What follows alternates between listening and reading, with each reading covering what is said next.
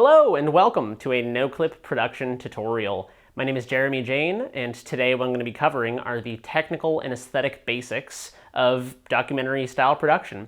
This is a topic that could cover months and months of courses and dozens of hands-on exercises, etc., etc.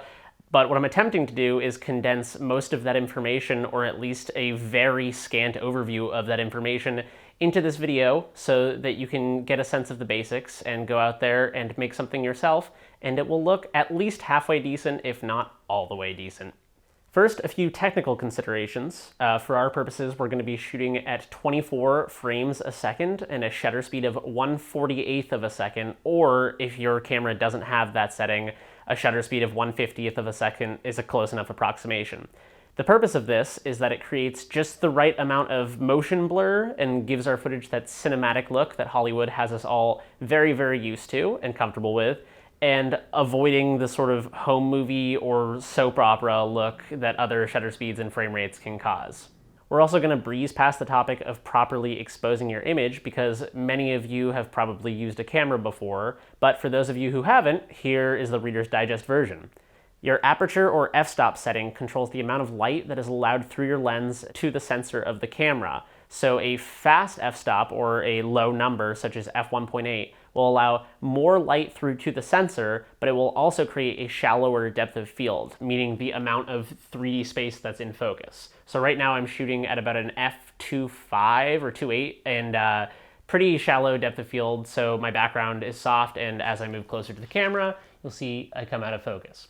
A slower f-stop, like f22 or something really high, allows much less light through to the sensor, but it creates a much wider depth of field. So if you're shooting something on the fly that you don't have the time or precision to rack focus on and follow focus, shoot at a higher f-stop number. If you want to highlight something and sort of blur the background because it's distracting or pulling your eye away from your subject, shoot at a lower f-stop number or a faster aperture. Your ISO setting is also a way of controlling exposure. Essentially what ISO is it's an emulation of different speeds of film stock. So a lower number will be a less exposed image, and a higher number will raise the exposure of your image, but at the cost of adding graininess. So don't push your ISO too high, don't rely on ISO to expose your image properly. Sort of leave it around your native ISO for your camera and try to work around that, but fudging it a few stops on ISO can be a really helpful way to shoot in low light settings. So assuming your camera is turned on and properly formatted and your lens cap is off, the next thing you're probably going to want to do is set your white balance. What white balance does is tell your camera what color temperature of light to register as white or neutral looking.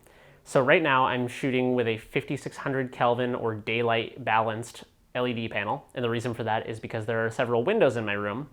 So what happens is, because the color temperature of the light and the external daylight are both around 5600 Kelvin, I tell the camera that 5600 Kelvin is white, and therefore the light looks really neutral.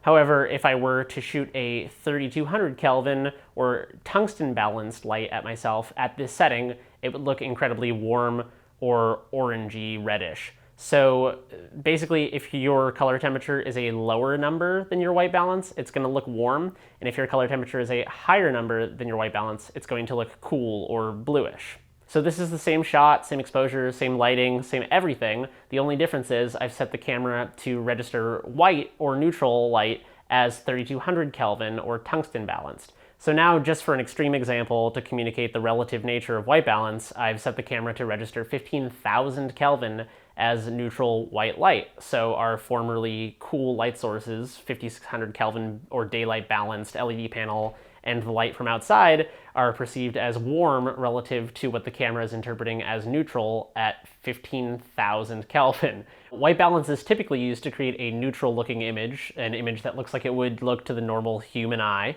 But it can also be used to create interesting color dichotomies. So for example, if you have a light source that's tungsten balanced and your interview subject has like a computer monitor or something very blue and cool near them, you might just get like a little kiss of blue light on the edge of their face, which can be really intriguing and stylish if you don't overdo it.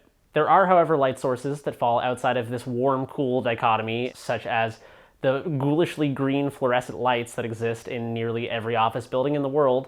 But if you can at all control it, turn those overhead lights off, set up your own lights, and that way you have full creative control over the look of your shot. But we'll talk a little bit more about this in the lighting section later on.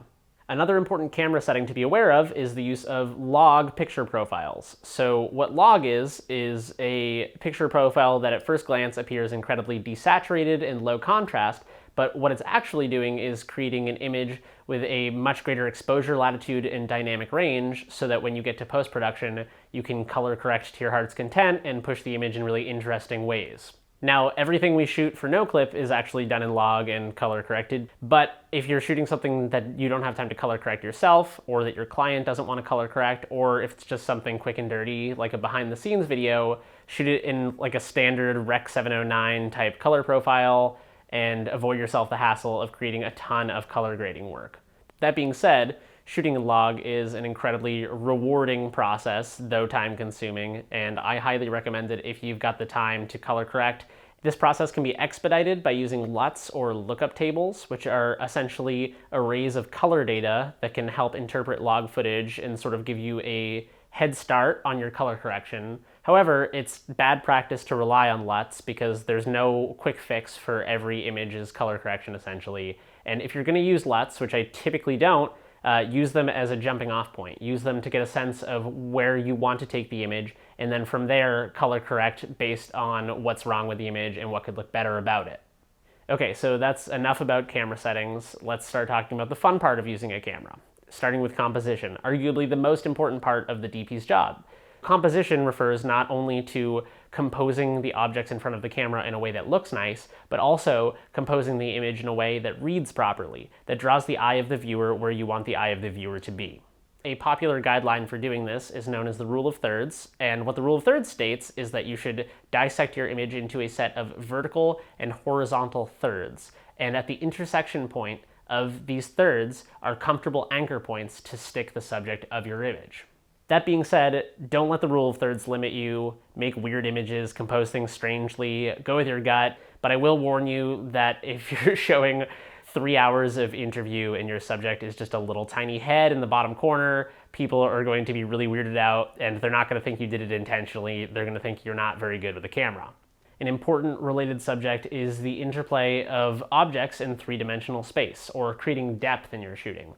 It's easy to forget this because you're looking at a two-dimensional representation of a three-dimensional space anytime you're looking at your monitor or viewfinder, but what you should consider is the interplay of objects in the foreground and background and how they all come together to make a 2D image.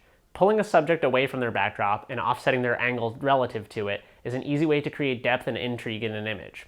That being said, sometimes depth can create a little bit of a distraction if there's something going on in the background. So if you want to have all of the intrigue of depth without any of the distraction, shallow depth of field is a great way to render your background out of focus so that the viewer's eye is drawn only to the subject.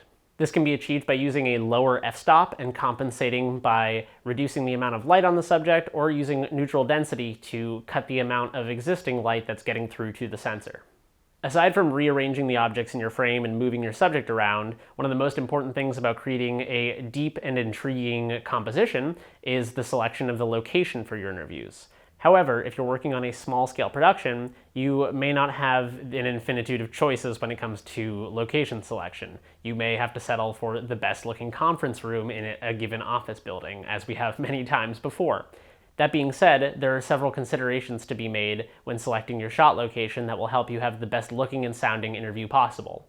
When selecting a shot location, consider not only the positives of the location, such as the depth and intriguing elements in the background and such, but also the negative repercussions of any shot location, such as the ambient light sources, windows, overhead lights, nearby hallway lights, computer monitors, etc., and also noise considerations, such as refrigerators, heating vents, technology, and adjacent areas where people may congregate and talk loudly during your interview.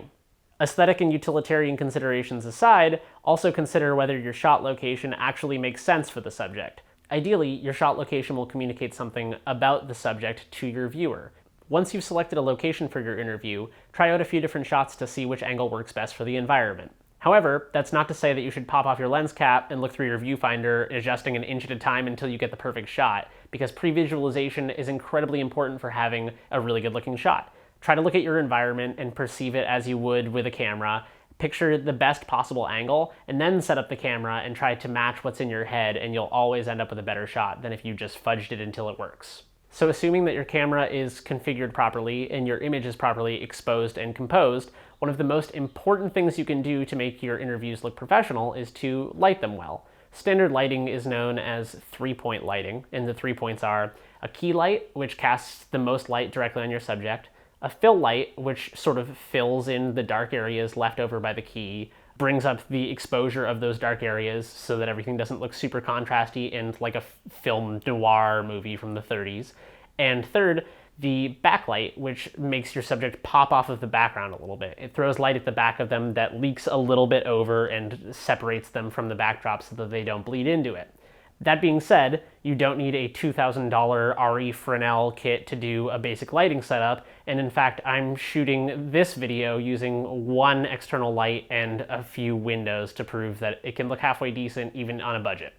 Again, let me reiterate the importance of white balance in your light sources. All of my light sources are 5600 Kelvin approximately, or daylight balanced, and my camera is set to a white balance of 5600 Kelvin so that everything looks neutral.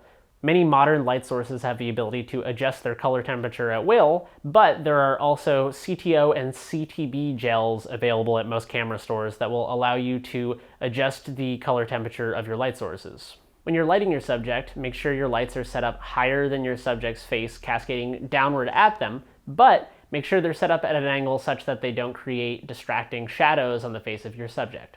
Before your subject arrives and sits down in the hot seat, have a stand-in come in and move around, talk a little bit, adjust their head around like people naturally do when they're talking, so that you can anticipate any problems that might arise from your lighting setup before the subject is in place. One of the most overlooked aspects of video production, and also one of the most important, is having quality audio. When you're setting up a lavalier mic, you want to clip it onto the collar or jacket or whatever you can get access to on your subject, close enough to their mouth that you're getting a good signal, but out of the way of things like beards or long hair. You want to make sure it doesn't fold into their shirt or get sucked into the inside of a jacket. Basically, you want to set it up in a place where it's going to be uninterrupted in its path to the signal of a person's voice, and also not rubbing against anything or being rubbed against. Once you've got your subject mic'd up, ask them to say a few lines, maybe ask them what they had for breakfast, so that you can get your audio level set loud enough so that every single word that they say is incredibly clear, but not so loud that you ever peak, because the last thing you want to do is have peaked audio that sounds terrible, and you also don't want to be scrambling to adjust your audio levels during an interview because you're going to make a big mess for your editor down the road. It's also incredibly important once your audio is set up to listen to the ambient sounds of the room, because you may notice things like refrigerators or heating vents or computers that you didn't notice prior to putting on your headphones. Finally, capture some room tone. So what this is just once your audio is set up, roll 10-15 seconds of everyone in silence so that you can capture the ambient sound of the room, because this will help your editor patch over any sort of weird audio edits later down the road and make it sound more natural.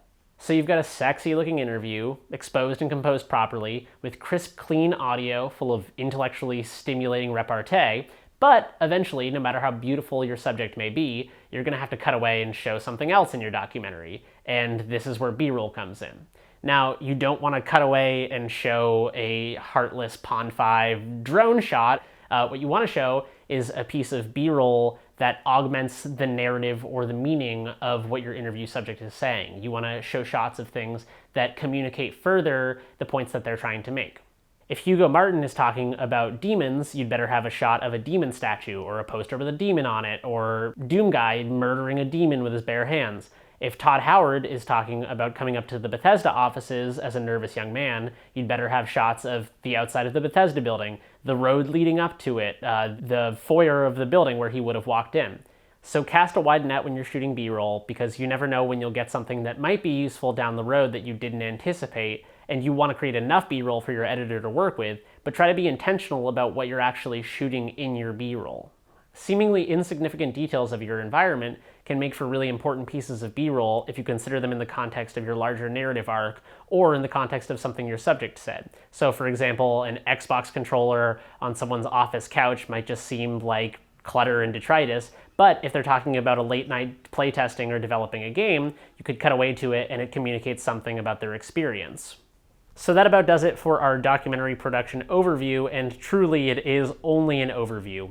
This is a subject we could talk about for years and years and barely scratch the surface of. But what I'm hoping this video does is create sort of a technical foundation for people who have an interest in making documentaries but feel like they maybe lack the technical or formal education to do so. So hopefully this information has been useful to you. I'll leave you with this. I implore you to just pick up a camera and go point it at something and make something. It's the only way you're gonna get better at making documentaries is by making documentaries. It's like driving a car. You could read every book in the known universe about car driving and it's not gonna make you a better driver. So be passionate, be creative, push boundaries. Don't be afraid of failure. Failure is the best teacher in something like this.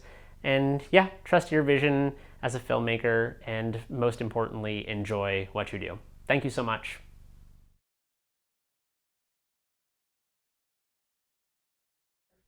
Software. Cool. Yeah, why don't we, if we do second row and then I get the camera, like we'll have you in a raised stool here and we'll look across and I'll just do really tight. Right. And because that was sort of a wider that shows all the... Yeah, you can almost do like one at the end.